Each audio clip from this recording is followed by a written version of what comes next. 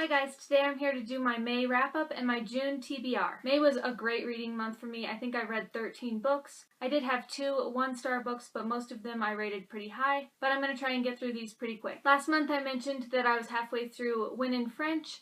This isn't what I thought it would be. I thought it would be more about this woman who's from America and she moves to France. There was some elements of that, but it was mostly just about language. The woman was very snobby and she complained all the time, and I didn't really care for that, and if you know going in that it's not all about her moving to France, then I think I would have really liked it. But I ended up giving this one 3 stars. Then I read Perfect by Rachel Joyce. Rachel Joyce is becoming one of my favorite authors, and this book didn't disappoint. This is about a mother driving her 2 children to school one morning, and something happens that only the son sees, and he has to decide whether to tell his mother what she has done. This was a pretty heartbreaking book, but I absolutely loved it, and I gave this 4 stars. Then I picked up on my Kindle 10 Make That 9 Habits from Steve Martin. These are just funny tweets from Steve Martin. I think he is really funny to follow on Twitter, and he's just compiled all of these tweets. I thought this was a really fun book, but it was nothing exceptional, and I gave this 3 stars. Next, I picked up Revival by Stephen King. I read about half of this, maybe more, and I was despising it, so I just decided to totally give up on that one, and I DNF'd it. Then I picked up Jane Steele. I've heard so many great things about this book, and I was so excited to pick it up.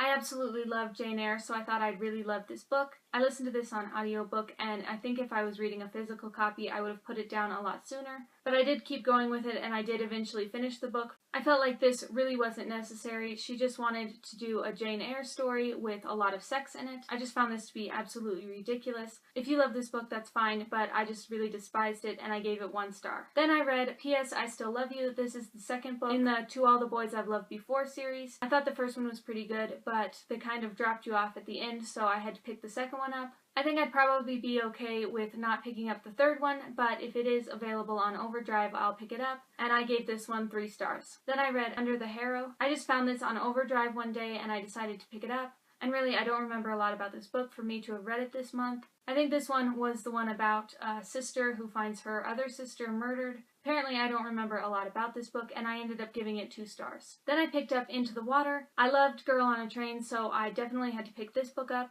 This is about a woman who commits suicide, and this river is kind of known for suicides. My biggest problem with this was that there were like 20 characters, and I found myself flipping back and forth through the entire book trying to figure out who we were talking about. But other than that, I really loved this book, and I gave it 4 stars. Then I listened to Britt-Marie Was Here, and I thought this was really cute. I didn't realize it was all about football, and if you know me, you know that I hate sports, but Britt-Marie didn't know anything about football either, so I kind of could relate to her in a lot of aspects in this book. And I just really love Fredrik Backman's writing. I think it's so descriptive, and you can just picture what the town looks like and what all the people look like. Needless to say, I love this book, and I gave this 4 stars. Then I picked up The Diary of a Young Girl. I'm sure most people have read this book, but I had never read it, and I really didn't know much about it. I do think it went on too long, and I know it's her diary entries, but I think they probably could have cut out some of them, but I gave this one 3 stars. Then I picked up Fried Green Tomatoes at the Whistle Stop Cafe. I absolutely love this movie. I used to watch it all the time, and I just recently bought another Fannie Flagg book, so I thought I should pick this one up, and this was everything I wanted it to be. It was exactly like the movie. I listened to this on audio, and I actually listened to it in an entire day.